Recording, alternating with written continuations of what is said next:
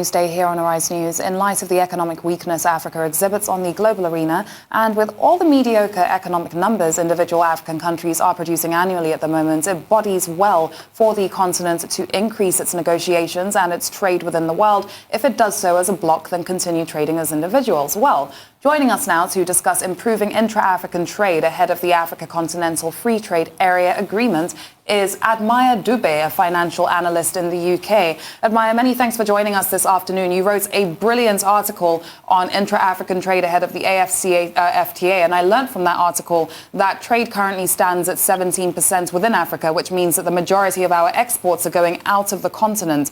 What does this mean for us ahead of the FTA? The first trade agreement is due to take place on the 1st of January 2021. First off, thank you for having me along. First of all, I'd like to put it across that this is a very commendable initiative by the African heads of state to bring together the largest bloc since the inception of the World Trade Organization. And we're looking at an economy of in excess of 3.4 trillion. That is a very commendable thing by our heads of state. And then secondly, to bring your point where we speak of the intra-trade business within Africa, it's a very low number. We're looking at in excess of 18% max if we're looking at the latest research that has been done. 18% of all exports by any African country are destined for a fellow African country, which means for every $10 worth of goods that are exported by an African country, only less than 20 cents of that, 20% of that ends up with another African country. So that needs to be dealt with and looked into. All right, Admire, let's talk about the exports in Africa. Do you think we should ignore that majority of exports are going out?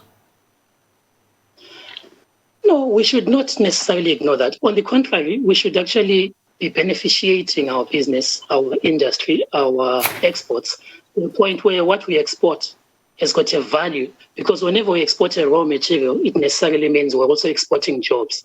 And in this case, this African Continental Free Trade Area, its main gist is to concentrate on inter-trade within African countries. Yet we are not as much high in that business at the moment. Admire, you're probably aware of the situation in Ghana, where Nigerians have been asked to pay $1 million to engage in retail trade. They can't, so their stores have been locked up. Now, the question is this not contrary to the objective and spirit of Africa Continental Free Trade Area? That's what I'd like to believe, that this African Continental Free Trade Area is being brought in to remove such hindrances as the one you're citing from Ghana, because one of the foremost initiative of this entity is to remove barriers to entry for all businesses that are trading with each other on the African floor. For instance, customs tariffs. In fact, one of the main aims they put across in their terms of conditions that they are looking forward to eventually have a unitary customs union across the whole of the African continent. Certainly, Admire, but I mean, would you personally say that looking at the AfCFTA, it's structured in a way where Africa is valued as a producer and an exporter rather than being seen as a marketplace, really, looking at it? To quote from the article that you spoke about, which I wrote for the Southern African Times, in that article, if you notice, this initiative is making Africa as a whole a big market, which means it's looking at allowing goods to flow in. And it is almost silent where it's concerned about the production and the export of goods. So in a sense, if you look at that article, I'm saying this bloc, or any such for that matter, it may necessarily be something else, should be a voice for Africa where they intercede, where Africa is looking to make exports to on the global arena. All right, Admire, should we pursue only opening up borders and easier of transacting with each other and not have a thrust towards representation of Africa in foreign markets? In fact, it would be folly to pursue a situation where we only trade with each other. For instance, if we look at our numbers at the moment, they are saying we trade with each other for just 17%.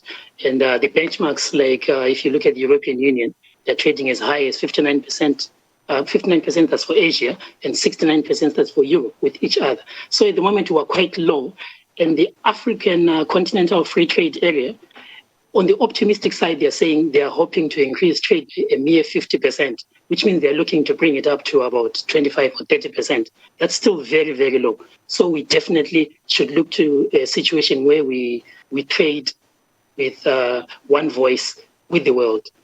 Yes, and you have preempted our next question, and that is the fact that Euro trade among themselves stands at 69%, Asia 59%. What should Africa be doing? I mean, aside, of course, you have mentioned the AFCTA, to increase, gain up on the 17% trade among themselves. What other things should they be doing to gain up on this figure of 17%?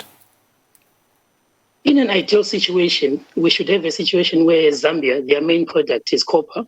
They should be beneficiating their copper into electrical goods. If you look at the Ivory Coast, Cote d'Ivoire, they are exporting a whole lot of cocoa. But are they producing as much chocolates, or is Zambia producing any electrical goods? They are not. And that also curtails the ability for those countries to export to a fellow African country.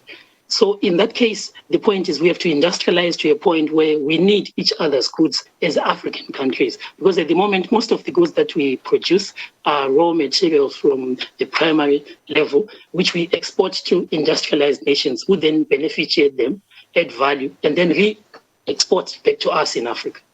Certainly. And just before we let you go, Admire, I mean, it's one thing for us to open up our borders to each other. It's another thing for us to be seen and valued globally. How important is it? I mean, we're coming up to the elections of the new Director General of the World Trade Organization. How important is it for us to see an African, particularly Ngozi Okonjo-Iweala, emerging as DG of the WTO? It's vitally important because what are we without a voice? The point is it's a voice. In fact, like this block, it represents a 3.4 trillion economy. If this were a state, that would really catapult us to number 4 in the list of developed countries in terms of GDP, after China, USA, and Germany. So really, we really need a voice in that platform who's going to represent all that we stand for as Africa in terms of being one of the biggest producers of goods. All right, we want to say many thanks to you, Admire DUBE, for your time here on NEWSDAY. Of course, a financial analyst in the UK, talking about the Africa Continental Free Trade Zone area.